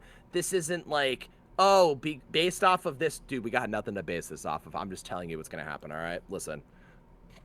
We're not going to get anything in 2026 until the very end of the year. I think we're going to get a big push in 2027. And I think at the end of 2027 or early 2028, that's when we're getting the game. Facts. Because I think, and this isn't me, I've been called like toxic. I've been called like negative. Dude, I'm just trying to be like very honest and very real, and this is like I mess around and I like to yell and be loud and rage bait people. That's me being so painfully transparent that I do not think this game is coming out until at least end of 2027. I agree. Like, I agree. At the very, very least, because I agree. We're not going to get too much into it because you asked me about Kingdom Hearts 4, but I think just everything that's happened this year with Square and everything that's been going on, like Missing Link got canceled. Yeah. I think the series as a whole is just not in a good spot. And I think that those screenshots that we got that showed us virtually nothing Table new, scraps. Here you go. it was damage control, bro. Like, that's Yeah. what I'm saying. Like, everybody just like, oh, yeah, little Missing Link, who cares about that? Well, dude, I actually care about it because now Facts. we've got nothing to do. Now we have to The wait game looked and fun, do too. nothing. The game looked Yeah, fun, too. bro. Yeah. That's what I'm saying. Like, exactly. Like, so now I'm at this point where, like, we're going to get the final part of Final Fantasy VII Remake. Like, Yes. we're going to get that before. They did not show that at the Game Awards. The fact that that's why I'm so confident, because I think we're definitely going to get that before Kingdom Hearts 4. And just judging by those screenshots, I don't think the game's even close to being ready. I really don't. I have no clue. It looked what the better reason for is sure, or but they have what or a why. ways to go, It yeah. looked better. It did look better, but if you really just look at the combat screenshots specifically, the buildings have no texture. Sora looks like the version that's above a basic polygon of a character model. If you really look at the screenshot, if that is current, this game's not coming out for a while. Like, if we know the pacing of Square Enix games and Kingdom Hearts specifically, it's not coming out until like late 2027 at this point. But that's just my guess. I could be wrong. I hope I'm wrong. I hope we get a trailer in January and it says it's coming out at the end of the year. But Yeah, and you know probably what? not going to happen. That's exactly what I've been saying, Lunard, because I feel like in 2026 we're going to get nothing. I feel like they might focus on promoting 7 Remake Part 3 instead, because I believe 2027 is the 30-year anniversary of 7 of FF7, and also I believe is the 25th anniversary of Kingdom Hearts. Yep. So we're getting something Kingdom Hearts 4 related, and at the very least. But I'm pretty sure after some Remake Part 3 is out, they will start promoting Kingdom Hearts 4, I'm sure. So I think 2028 as well, yeah. I think the greatest thing they can do is really double dip on it. So if they are listening to the fans about, like, wanting more Final Fantasy, like, in Kingdom Hearts, why wouldn't you just give us a trailer that has Cloud and Sephiroth, like, fighting, or, you know, some Final Fantasy characters interacting or whatever, and then you find out they're, like, in Quadratum, right? And then that's, like, the Kingdom Hearts 4 teaser that we get. Bro, like, they're gonna build, like Quadratum's gonna be like this. And me and Landy and Andy have, like, talked about this. Yeah. We're like, what if Quadratum just becomes, like, this big Nomura-verse of, like, Final Fantasy characters and, like, Kingdom Hearts characters and, like, things like that. So, like, if you just want to even just confirm something like that, just to, like, ride off the hype of the finale of one of the greatest JRPGs of all time being Final Fantasy VII, like, I think adding those aspects into 4 just to ride off of the hype of it, like, because obviously we're going to get, like, 7 Part 3, then 4. That would be genius to do, I think, personally. Facts. Like, just doing something. They right? have the character models, just add them. It's the same engine, just add them. Yeah, like, in Quadratum is, like, the Final Fantasy filter on everything. So, like, you know what I mean? Like, so you really just have to put them in there. Like, God, so. that would break the internet, because that one of the biggest Yeah. complaints of 3 was there was hardly any FF characters, you know? So people would love that for real. I would love that for real, honestly, yeah. But now, because it could be cool if they do, like, something that's it could even just be like Cloud and Tifa and Barrett just talking in a room, right? Like, like, we need some help for this next mission. We brought in some help, and then Sora walks through the door, and then it's a Kingdom Hearts 4 trailer, but everyone thinks it's a 7 Remake Part 3 trailer. Like, I love that idea. Like, I love that man, idea. like, Swear hire this man. Swear hire this Nomura. man. Hit me up, bro. I know you want to retire, man. I got love you. that. That'll be like, I love those, like, reverse switch types of trailers. I love that. So my last question for Kingdom Hearts 4 is what worlds would you like to see in Kingdom Hearts 4 and why? So I think my number 1 pick is Coco. I think Coco's Yes. perfect. Like, mainly because, like, you know, Sora's obviously in, like, he's, like, died, and, like, now he's in, like, you know, unreality or whatever they're calling it. So in order to cross back into the land of the living, which is what Donald and Goofy are trying to help him do, Sora going on, like, a solo mission through the land of the dead to cross the bridge back into the real world with like Miguel, like that would be really cool. Like canonically, like would be really, really cool. Because if you think about Kingdom Hearts 3, Sora goes to Olympus as like the prelude or whatever because he needs to find his strength, just like Hercules had to find his strength in the movie. Yeah. So if they want to do that again, doing that with Coco, like Land of the Dead type stuff, that would be fire. I would be all over that. Like I would be all over that. And could you imagine like, you know, the colorful decorations they could do with Sora with like the way they do the skulls and everything and like the paint and the face paint and everything? Like it would be the keyblade could be a guitar. Like, oh my dude, god. there's so much potential here. It is, like, yeah. I would love that. I love yeah, that. I bro. love that. Any other worlds? I would love to see The Incredibles finally. Like, I Oh, know we yeah. have Big Hero 6. Big Hero 6 is my favorite Disney movie, so I got hyped over that. But I think, like, if they want to do the superhero thing again, like, I would love to see The Incredibles. Like, Yeah. I think The Incredibles would just be really fun. And then I think I haven't watched it in a while, but I remember, like, first watching it. I loved Moana. Like, I think Moana's themes with like Kingdom Hearts, like light and darkness and everything, like it's hits. like a perfect fit, bro. Like it's a perfect fit. So, I mean, I like a lot of people. I want Treasure Planet in Kingdom Hearts 4. I really want that world. I would want it too. Yeah. But I would. but the other fan fiction version that I would love. I want a Disney afternoon world. Where basically you go to the Chippendale Rescue Rangers world, the Darkwing Duck world, the DuckTales world, the Goof Troop world, and you see all these characters before they started working for King Mickey. You know, you are actually like cooking. I would that's love a that. fantastic idea. I'm like being so serious. I think that's a fantastic idea. God, I imagine would the fan love that. service. Because I think like a lot of people talk about like the Symphony of Sorcery and DDD, how that's one of the most unique worlds. Like, bro, play more off of like those like non-Disney movie IPs and just do like the world of Disney. Like that's so cool. Like I love that idea. They should definitely do that. Yeah, you get to see Max finally. Yeah, dude. I would love that. I mean, hell, a Goofy movie world in Kingdom Hearts, that would blow out. Like maybe the Power Line Cosmic can be like a little like rhythm game, pretty much. Like people, come on, I would love that. Could you imagine like an orchestral version of Eye to Eye as the battle theme? Yeah, that would be fire, dude. That would be on fire. It would be, yeah. I would love that. So now we're gonna segue into the final topic of the show. Let's talk about Reconnect 2025, where you and I officially met. That was the best.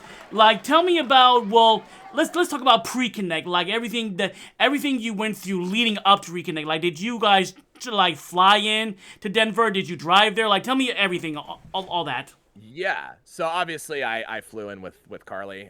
We went together. So this was my first Reconnect, and honestly, like I thought I was gonna be nervous because I have social anxiety and things like that. Like it's one of those things where I'm so good at talking because I'm uncomfortable talking. So I just got comfortable being uncomfortable talking. So like I'm so bad at like meeting people and being in groups. Like I really just do not like it. So but I was excited. Like I was really excited, and I think it's because I was with Carly. Yeah. Like I just felt like comfortable being with her and everything. So that was a big help. But we flew in, our flight got delayed. Focus. Don't know what's going on. But we flew in, our flight got can we please focus? Jeez. There we go. There we go. So we flew in, our flight got delayed 3 times. Oh no. And I was tired, I was exhausted, I was a grumpy goose, man. I was not happy. Like, so we took the flight out, we landed at like 2 a.m. and we were greeted at the door by Bio, Elise, Damo.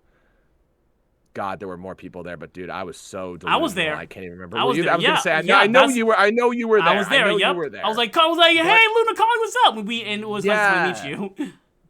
I knew there was a couple of the people in the basement, but dude, like I just like, or not the basement, the lobby. Jeez. I was like on 4 hours of sleep. You didn't seem like it. You seemed pretty hyper. Morning, yeah, because it's that hyperactive state of exhaustion. Yeah. People don't realize that's like a real thing. So we were talking in the lobby, and I'm like, all right, let's like go upstairs, whatever. Yeah. So like, we were rooming with Elise and Damos, so we went up with them, and we just like The minute I hit the bed, Snore. I was like, "What?" No, I was wired. So because it was the first time me meeting Damo too, and Yeah. Elise. So it was cool, like catching up and like talking to them. We talked until like 5 in the morning that night, man. Like, Amazing. it was so fun. And you saw It was so Andy fun. in the elevator. I remember that. Yeah, Yeah. dude. Oh my God. See, like, because my days are like jumbled together because I wasn't sure if that was the day after or not. But I know, like, I was randomly being like, "Hey guys, I'm so sorry. I like just got in and I'm tired. So like, I'll talk to you tomorrow." Basically, like that's kind of like what I did. But then yeah, met like literally everybody the next day. Like, and that was such a blast. Like, it was such a fun, good time. Like, and I made a lot of friends with people that like. I didn't like I knew who they were, but I didn't like ever talk to them before. Yeah. Like there were people that I saw like again, like a lot of people don't know. I met Lance already. Like he was actually like local one time, so I met up with him. I met Bio and Carly and like yeah, Kay and Key. Yeah, they were all at PAX, so I met them before. So I met a decent amount of people before I went, but yeah, meeting like Tree and like a bunch of other people like Landy, like Andy, like Yeah. Trousers, Sunny. Like I'm not gonna name everybody because I'm gonna forget and someone's gonna be like, whoa, you weren't excited. No, shut up. I was excited to see everybody. It was a great time.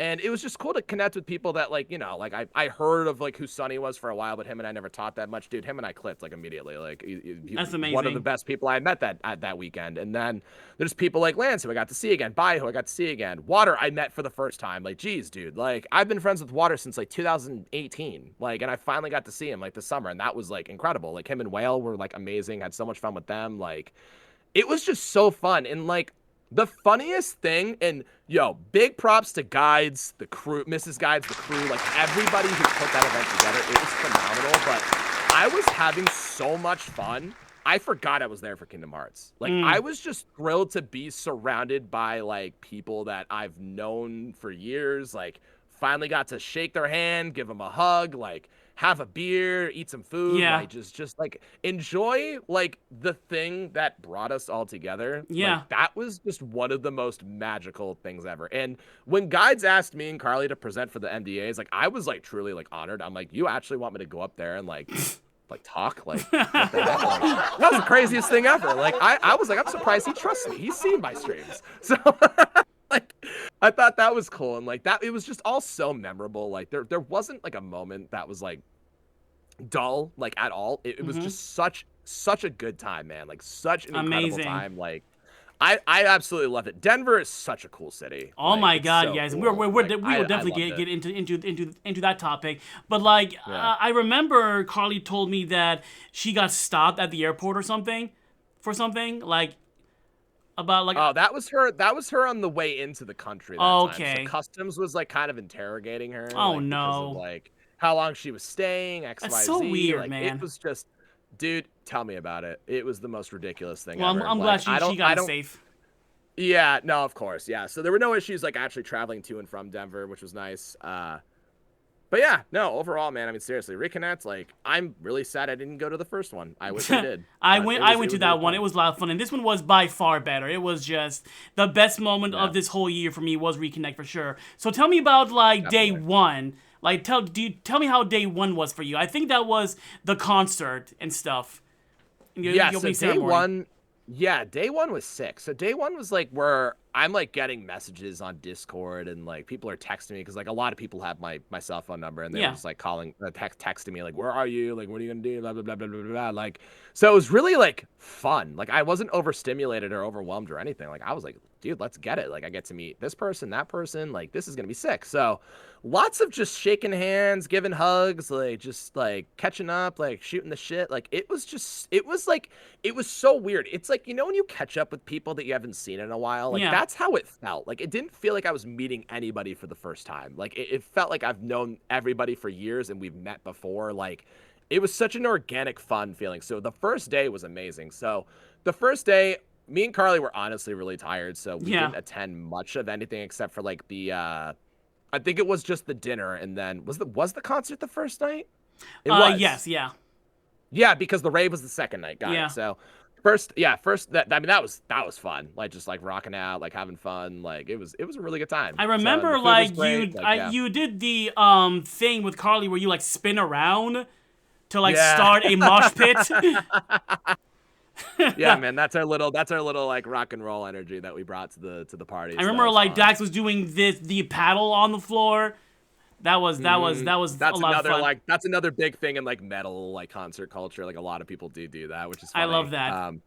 But yeah, no, but I actually, and it's so funny because I didn't realize so many people saw my tweet, but I tweeted like, don't eat the chicken nuggets at 7-Eleven because it was one of those things where it was like 3 p.m. I'm like, we're going to like eat dinner soon, but like, I don't know what to eat. So we literally walked like around the corner, like past Bombshells and then like down the road to like the 7-Eleven. Yeah. Oh and no. There's just something in my mind where I was like, I don't really want like a hot dog. Like I need like protein, right? Mm-hmm. So I went to like, and I think I was with I was with Lance and I was with Carly, and I think that was it. Okay. And I was like, should I get the chicken nuggets? And they're all just like giving me looks. I'm like, whatever. So like the first one I pick up, it's like attached to another one, and I was like, whatever. And I just like was eating them. Like I was just really in the mood for chicken nuggets. So I ate the chicken nuggets. I was fine. I had a couple drinks at dinner, but no more than I've never normally had. Like so like. Carly thought it was the drink. It wasn't the drinking. That was fine. Don't worry. I know my limits. I'm at that unk status. I know what I can handle. So yeah, so basically like I ate a lot of food. I was hungry. I was starving. I was excited. And then like I went up to the hotel room and I like just looked at her. I'm like, I think I have to get sick. And I like broke out in like a cold sweat. I was pale. Ooh. I got so violently ill. Like oh it, no. Like, hurt. Yeah, it was bad. And then I went to bed. I think I woke up like not even an hour and a half later and I got sick again. And then I woke up at, I think it was like 4 a.m. and I got sick again. And I'm like, dude, there's no way I traveled all the way here. I'm like in this weekend with people that I'm never going to see like for a long time again. Like I cannot be sick. I got it all out of my system. I was fine.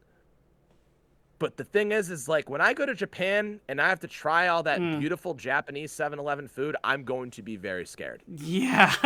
I'm going to be very scared because of my experience. Like I've never been done dirty like that, but those chicken nuggets were foul, dude. Like they made me so sick. Now I know what I'm not doing in Denver. Don't eat the chicken nuggets at 7-Eleven, man. Just don't do it. Facts. That's a big fact. Yeah. So after the concert, what y'all do after? Like the day you want to reconnect, what y'all do after? I went to, I believe, the Bombshell bar. Everyone went there almost every night, basically. Yeah, we went there too. Yeah, we went there every night. I remember that. Yeah, that was fun. Yeah. Yeah, Bombshells was really fun, especially the second night. Like the second night, like after the rave and everything, going to Bombshells, dude. So fun. Bombshells was the spot, dude. Like that was really fun. Everyone was there almost every night. I loved it. Now day 2 was the cosplay competition, and I believe day 2 was the rave. But we all went out for lunch for Carly's birthday before that, right? Yeah. We went out for drinks and dinner and stuff. Yeah. So I remember going to the cosplay thing. I saw like I didn't see like the actual show, but I saw the winners and like that was really cool. And everybody killed it. Like, dude, Kingdom Hearts community is so talented with like cosplayers. And very. Seriously. So that was really sick. Again, I was just a little unwell, so I was just popping in and out. I honestly can't remember a lot of the second day, but I know that that's when the merch went up. I think it was that. Was it that day? That was when the merch went up. So yeah, went through the tent and like that setup was the coolest thing ever. Like with the the Moogle store music playing and everything. Like I loved that idea. The save point and everything too in the corner was cool. So that was just really fun. Like I had such a good time there, and like again, just seeing people sitting down, doing all the fun stuff. Was that also? No, I think that was the third day where Bio and Kay did their therapy group thing. Yes, that was the third day. Yeah, that was then. Okay, because again, my days were all mixed up that weekend. A little bit too here for me too. A little too much fun, but yeah. So then after that, we went and we had dinner for Carly's birthday. That was fun. Props to you for putting all that together too. Like it must not have been easy to put all that together, but we made it work. Yeah, I just wanted to pick a place where I'm like, dude, if you want to eat, eat. You want to drink, drink. If you don't want to do anything, then you don't have to do anything. And I feel like that was like the perfect spot to go. And that was just really, it was fun. Yeah, it was a lot of fun. Like my favorite memory in all of Reconnect this year is everyone in a group singing "Happy Birthday" to Carly. That was Yeah. a core memory for me. It really is. Of course. Yeah, and I'm so happy for her because I'm just happy I can bring everybody together. Like, this is just such a once in a like however many years we're all in the same place at the same time. Exactly. Like, it was incredible. It was really incredible. And it made me sad because I was like, damn, I wish we could do this stuff like every weekend, man. I wish we all Seriously, just only lived in like the once same every place, 2 you know? years. Like Yeah, were yeah. everyone at her birthday party was just like we all discovered this one game, and then we all became content creators, and it all led to that moment. Like, how crazy that a video Yeah, dude. game led to that moment, like, right? No, it's incredible, so bro. cool, No, man. seriously. Yeah, absolutely incredible. Like, I owe this series like so much. Like, and Seriously. that is definitely one of the biggest things is like it just gave me like such a comfort blanket with like of people that I just like a lot of these people, I mean, like I don't know what I'd do without them. Like I really don't. So it's We love amazing. y'all, So, for sure. Yeah, Now, seriously, for now sure, about bro. the last day. How was the last day for you? And was it a smooth experience getting back home? Because for a lot of us, it wasn't. How about you? Yeah. So the last day, I mean, so we left the following day. So we left on that Monday, I think. Yeah. So the last day, that was when we did karaoke and everything, Yes, right? yes. After the MDAs. Yes. Dude, I'll just start talking about the MDAs. The MDAs were like my favorite part. I thought the MDAs were so much So fun. good. And being able to like present with Carly, like that was really fun. Like seeing people in chat, like saying like hi and everything, that was really fun.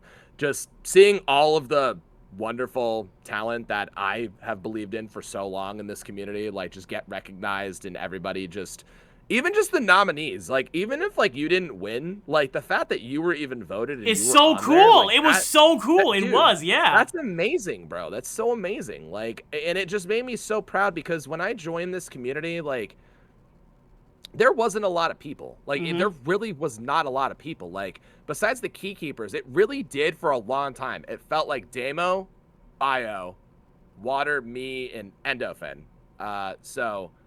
There were people here and there, like other creators, but like that to me, it was like the extent of the community. Like, so it was just cool to see like people who started doing this after me, like people who like have just grown exponentially, like after me, just like do so well with this thing that like I love so much, and just to see them just do art, podcasts, entertainment, challenges, like just being like the creator of the year, like dude, that's just like it's an honor. And it's just, again, like at the end of the day, it's just cool to see people just be really passionate about something that Yeah. I'm very passionate about, right? So the MDAs is where I saw that the most, I think, because And- that's really where we celebrated the talent of the community. I like, agree. all in this, I all in one agree. And place. how So, long did it take you to learn your lines? I didn't learn them. I read them off the card. Yeah, how? I mean, I guess I should say, how much did you practice that? I practiced actually a really good amount. But then when we did the rehearsal, Mrs. Guides, we were like, I think someone else asked, like, can we use our cards? And she's like, I don't care. And I was like, Thank God. yeah. So, but it was really cool. I kept my card. I think it's actually,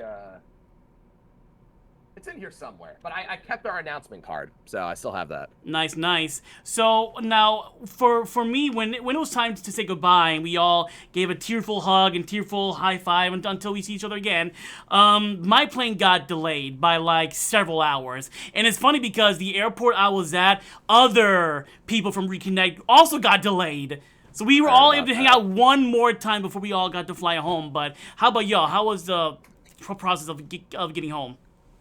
Yeah, so me and Carly didn't really plan that well, and our checkout time was obviously it was like 11 o'clock at the hotel or whatever it was. Yeah, so we checked out, and our flight was midnight, so we had like 12 hours to kill, and we were like, okay, we'll just like explore the city, or maybe people will be around. So we didn't have to deal with like any of that weather or anything that happened at the airport. So we went to an Airbnb where Damo and Elise were staying with like a few other people, and we spent like the day there. Everybody was super cool. Like we ordered pizza, like Nice. we watched like shows. We shot, most of it was honestly just talking. Like we didn't even like watch anything. We just like all were just like yapping and talking cool. and stuff. And it was just such a fun time. So we did that. It was actually on the way to the airport, so that was brilliant. So then we took an Uber from there to the Airbnb, and then the Airbnb to the airport, and then we just got home without any issues. And I That's felt really good. bad for everybody who did, because there were people who had flights way before us that ended up leaving Denver after us, which I thought that was Oh, man. the craziest thing to think about. Like, one of the people at the Airbnb was like, I got to the airport at 8 a.m. and it got canceled. And Oof. I didn't know what to do, so like I just like so I was like, damn. I don't know what I would have done if that just straight up got canceled like that. So did not have any part in that. I'm sorry you did, bro. Like that sounded terrible, whatever was going on at that airport at that time. Damn weather for sure. Yeah, but eventually we all got home. But like, we're gonna have to like wrap it up here soon because we're actually past the 1:30 mark. Is talking with friends like kills a lot of time. So I did have FF7 questions, but I'll only ask you one from FF7. What do you think FF7 Part 3 remake will be called? What will it be called? It's gonna play off of the whatever. Yeah. So I don't know, man. Like, part of me wants them to be mad corny and just call it like Final Fantasy VII, like Remind. I don't know. I feel like that'd be funny. I mean, like Requiem. I know it's not really like a remake, like like rebirth. Yeah, that's what like, Lance said too. Requiem. Yeah, Requiem, like Requiem. You know, I think that would probably be like one of the best ones. I don't know what else they could really call it. Like, because I'm trying to like, yeah, I don't know. I really don't know, because you don't want to play off of like the Birth and the Born or whatever thing again. Like remake is just Mine. they didn't know what else to call it, I right? hope they go with is FF7 remake Return. Oh, Return. That'd be Return, cool. yeah. It just Return sounds so would be well. cool. It fits so well, and it sounds so Yeah. like conclusion. You know what I'm saying? Return Yeah. or returns. Like I think Return is Yeah. perfect. If you ask me. And that's pretty good for marketing too, I think, personally. Return So, to FF7. it's gotta be maybe something with like a conclusion or the number 3. Like they're gonna do something like that, you know. So I don't know, but I think that would be cool. Who knows what the title's gonna be? Well, if you have time for one more FF question, if they Dude, could of remake course. one more, like after they're done with some remake, what FF game would you like them to remake next? If you could pick. 13. Next question. Dude, I'm such a big 13 fan, and this is why I love Landy so much, because him and I are such big stans of the 13 trilogy. Nice. Like specifically like the first one. I think that game is almost like, if you play that game, you will just understand why the Remind stuff in Kingdom Hearts is so cool. Like, there's a lot of parallels. There's a lot of things that are like, they're probably not related whatsoever, but it's just kind of cool to see it. And like Lightning is like such a cool character. I mean, Yes. that whole cast is incredible. I think the combat is outstanding. I think the ATB gauge and the stagger system is really fun. Like the paradigm system with like the 3 characters having like 3 different jobs and like switching them around based on what like kind of fight you're in. Like, I will get the OST is magnificent, dude. Like magnificent. I love 13. So I think, and it's the only Final Fantasy game that you cannot play on a modern console. I'm pretty sure it's the only one. Bring it, man. Bring it It for real. deserves it. I don't want a remake. I want a HD remaster. So I agree. don't change anything. Make 60 it frames. look prettier. Yes, dude. Exactly. Like fix the load times. Like just polish it up, man. That game's a masterpiece, exactly the way it is. And I think, especially with the success of E33, Yeah. I don't think they're gonna change it. Oh, because yeah. The Oh, yeah. combat is very similar, minus the fact that like you can't really parry or Mm-hmm. anything in 13. But other than that, because my brother played 13, and he played E33, and he said that if you like 13, just play E33 because it's very similar. And Yeah. my brother's not a JRPG guy either, so take that for what you will. But the combat is pretty similar, apparently. Do not quote me on that. I don't would know. love to replay it because when I played it for the first time on my PS3, it was my very first FF game ever. I did not. It was mine too. I did not like it. was I'm mine sorry. too. I did not like It it. was I'm mine sorry. too. Yeah. Well, I did not That's like fine, it. man. And it's like I bought it at GameStop and I returned it the same day. I just was not a fan. But that was know a like lot of people very didn't like it, impatient mode back in 2010. You know what I'm saying? So I would now because of Persona and E33, I like turn-based now. So I would love to replay these, all three of them actually. Dude, I've got Carly telling me she's waiting for the remaster. I got Lance telling me he's waiting for the remaster. Now you're telling me it's like Square. Bro, Let us just give you. give us Do you not 13, like bro. money? Do you not like money? Lightning was, dude, do you know how popular Lightning in 13 was in Japan? Lightning was the face of Final Fantasy for like years until Noctis, like, you know, 15 came out. Like, she was all over the place. Like, she's so incredibly popular. Like, I'm shocked that they just haven't done it yet. Like, why is it the only game that I can't play? Like, it's so sad, man. Like, I mean, and that Steam version, like, don't it's tell not me good. the Steam version. It sucks. It sucks. And honestly, for me, I mean, I would like for them to remake FF8 because I hear it's good. And I've never played it, but a lot of people tell me the junction system is trash per se.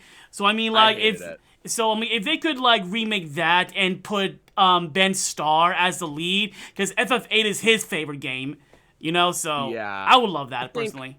I think 8 deserves the Final Fantasy 7 treatment personally, like, because I think if you did 10, it would be like remaking Kingdom Hearts 1. Yeah, where it's like, dude, just don't do it, don't touch it. Like, it's like the Wizard of Oz of movies, bro, or video games. Like, you don't touch it, bro. Do not touch it. You can't. It's fine the way it is. It's a classic. Like, Kingdom Hearts 1 is like the blueprint of action JRPGs. Like, yeah. Right? Like, I think we can all agree that. Yeah. So it's like touching Final Fantasy X, although I think that would be a hit. I think you'd piss people off if you touched that game and changed anything, like did a remake. Yeah, so, for real, yeah. So moving away from FF, you mentioned earlier that you've been loving the Pokemon games as of late. So like my one and only question for Pokemon is how did you enjoy Pokemon ZA? I haven't played it yet, but how have you enjoyed ZA? So ZA overall, I loved it, and I think most of that was because I got to play it with Carly. Like, I had such a fun time just literally sitting in this basement, like playing it with her. Like the weekend it came out, it was a freaking blast. Like, I loved it. But I think so. The thing with ZA. So did you play Arceus? I did not. Okay, so it's similar to that game, but Arceus is more about exploring and catching Pokemon. Whereas this game is much more focused on the new battle system, which is, it's pretty straightforward. It's not turn-based anymore, but it's more or less the same thing. Like, it's really not that different. Mm-hmm. And I think, like, people complain that the city isn't as, like, it's not, like, how do I put this? It's not diverse. It's like they copy and pasted the same building over and over, which I'm pretty sure that's exactly what they did. Because it's Pokemon, they do that. Yeah. But it was a fun game, and I think the story was actually good. Like, I did really like the story, and I thought the characters were incredibly lovable. I think most of the new megas are decent. I think some are horrific, like, or like, what are you doing type thing. So it was fun to see new megas. I haven't played the DLC yet, and I think all those new megas are brilliant. I think they're amazing. But the one thing, bro, the one thing, and people have been saying this since Sword and Shield, where is the voice acting, bro? Yes. Because there were moments in that game where I probably would have cried if there was a voice on this character. But do you know how weird it is to have no, it's like orchestral music, like the city's falling apart, and they're just like, bro, it's you cannot take it. Y'all can afford it. You have the money. Dude, Pokemon is the biggest IP on the planet. Yes. Above Disney in profitability.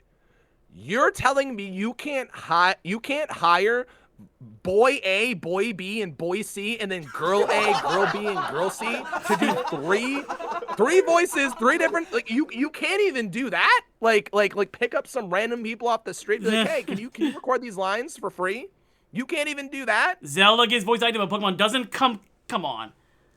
That's the most insane shit ever, man. Like, once Zelda started getting voice acting, I'm like, all right, it's over. Like, but even so like, my idea for it, like, the bare minimum, like, so you know how, like, in Zelda, when, like, you walk up to a merchant, they're like, hey, Yeah. okay, haha. Yeah. That's all they need, but during the cutscenes, there needs to be voices. I agree. Like, 100%. it's 2026, bro. Like, there's no excuse for no voice acting anymore. Yeah. In Pokemon. If Gen 10 doesn't have voice acting, man, I'm crashing. Yeah, out. the I'm going on a Pokemon rant. Scarlet It's should have gonna be had over. that and ZA for real. Yes. So my last question, Lunar, is cause since we have some of your viewers watching us now, I know you're on hiatus right now, but is there any chance you might potentially come back in the future? And if you are, what would you say is the ballpark of that? Like, when can your viewers expect more from you? Yeah, so I think, like, just not to, like, talk your ear off or anything, like, It's all good. it's one of those things where I think I took Missing Link's cancellation as, like, this is the final straw for me. Like, that was the last thing I was, like, super interested in and passionate about, because, like I said, content for me will start with Kingdom Hearts and it will end with Kingdom Hearts. Like, that's just my plan. That's how it is. That's how it will be.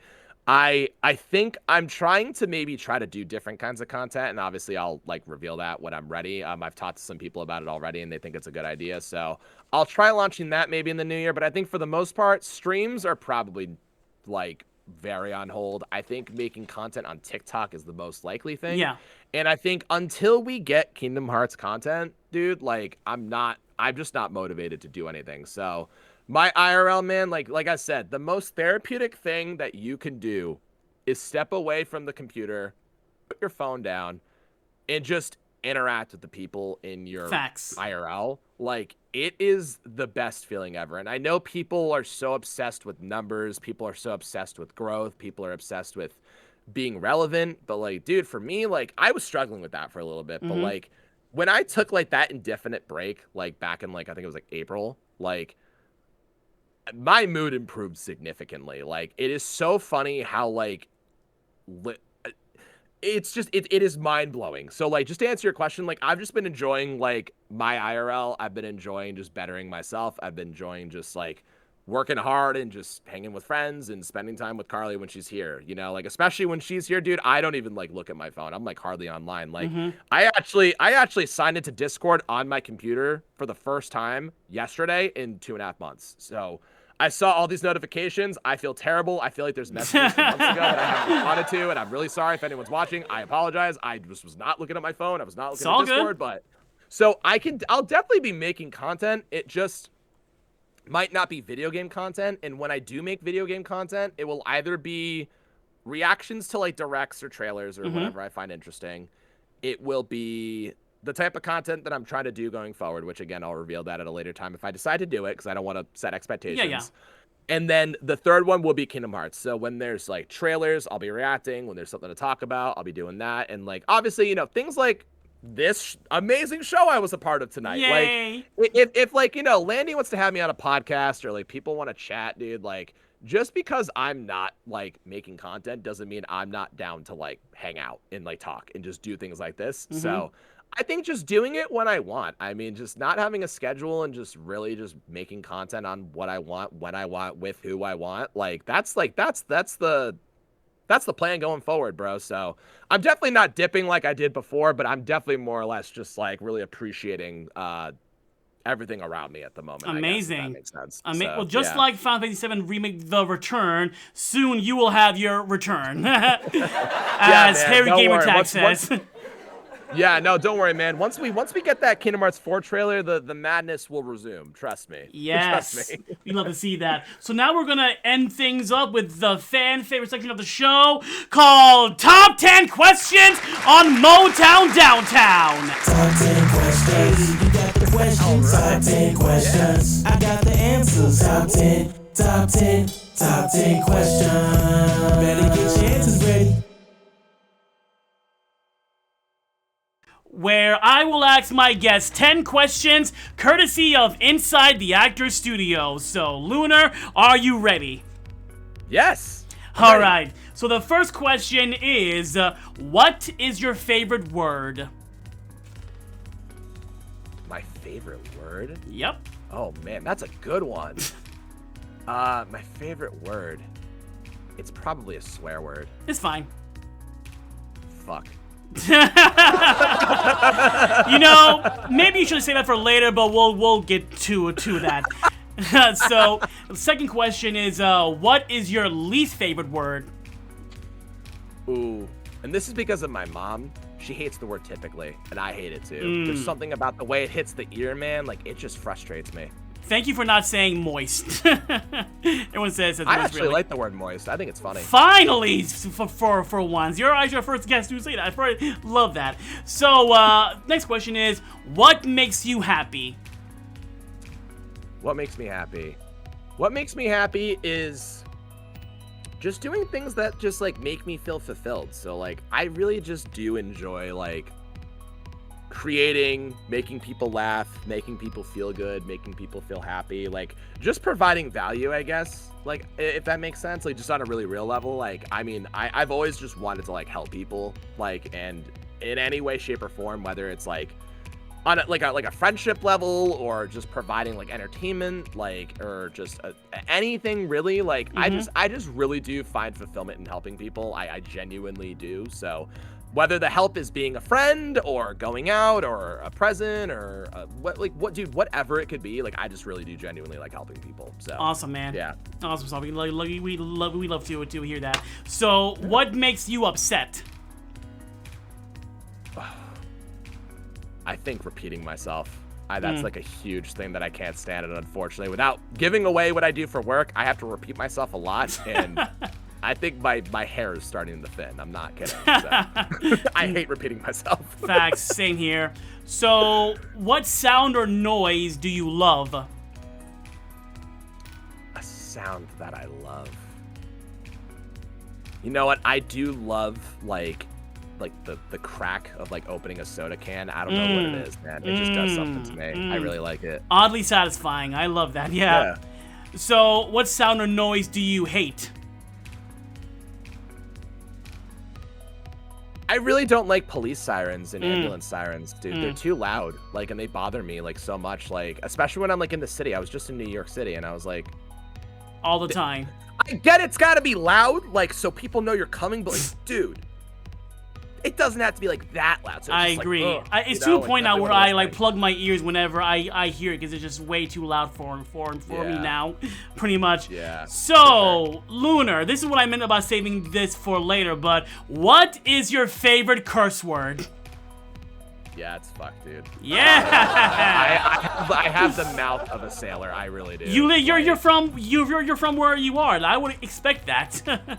Yeah, no, growing up, I mean, I could just say, like, I'm not doxing myself. Growing up near New York, dude, like, I definitely have that foul mouth. So, yeah, it's unfortunate. So I've been trying to restrict myself on this show, you know? I don't know who's watching. But Go for it. It's like, I used to live in New York City also, so I remember, like, just being in a crowded subway, you hear every word in the book, pretty much. Oh, you definitely do, bro. Yeah, no, for sure. So I just, yeah. For sure, yeah. So what profession other than your own would you like to attempt? I would love to pursue music again. Oh, hell yeah, man. Nah, that's so I actually make this pretty well known, but I used to be in a band before I did content, and that was like one of the happiest times of my life was making music with my friends. What was the name, and were you the lead singer or what? Yeah, no, I was. So I was in a band called Set Sail Sunrise, and then I was Nice. in another band called Gaia. So those were the two projects I was a part of, and I just genuinely miss performing. Like performing is fun. Like so Seriously. like live music specifically, like I would love to like, you know, record music on the side, like maybe do TikTok covers or something like that. Like, I would don't love know, that. but yeah. Did you sing anything at the karaoke bar on the last day of Reconnect? Yeah, me and Lanny did Higher by Creed. Oh man, I wish I would have seen that. That would have been amazing. Yeah. Yeah. So what just profession? experimenting with that. For sure. What profession would you not like to attempt? Okay, so those like videos of those guys that have to climb the towers for, like, thousands of feet up to change a light bulb. Yeah. Like I don't have like really like any phobia. Like I get claustrophobic, like because I do actually like hate being like squeezed together or whatever. Yeah. But I have an incredible fear of heights. Like when I was in Vegas with my brother, we were on like a rooftop, and he's like, "Wow, look how high up we are," and I'm like, I felt like I was doing this. Like I was getting so dizzy. And then Yeah, so anything involving heights, specifically those things where I'm like, don't they have like a parachute if they fall out? And they don't. They're just like on a rope climbing a ladder. I'm like, dude, no. I'd rather be homeless than do that for a living. I can't do that, man. I 100% agree with that. So last question is, if heaven exists, what would you like to hear God say when you arrive at the pearly gates? My guy! And then he daps me up. You know, like that. I love that. One more round of applause, please, for our amazing friend, Lunar Luck. Bro, this was so much fun.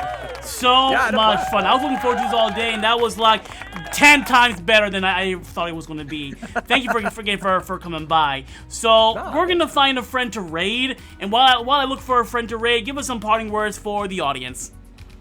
Yeah, no, man, thanks for having me. I mean, you know, obviously I've known you've done this show forever, and I was just like, man, he'll ask me one day, and I'm just happy I'm finally on this, and I get to yap with you, bro, because I had fun at Reconnect. I'm glad we could sort of, you know, do something together, and, yeah, no, I mean, guys, like, I mean, seriously, if you're wondering where I am, or if you've supported my content, or in any way, shape, or form, thank you very much. I sincerely appreciate it. I promise I'll be making content sometime soon again. It's just, I've been touching grass, so when I'm done touching grass, we'll come back in and we'll start cooking again. Don't worry, because it's always time to cook, man. Always, for sure, yeah. We're gonna go raid our friends over at the Spaghetti Bros, because I haven't raided them in forever, because I believe they're the ones who set up that karaoke night for Reconnect.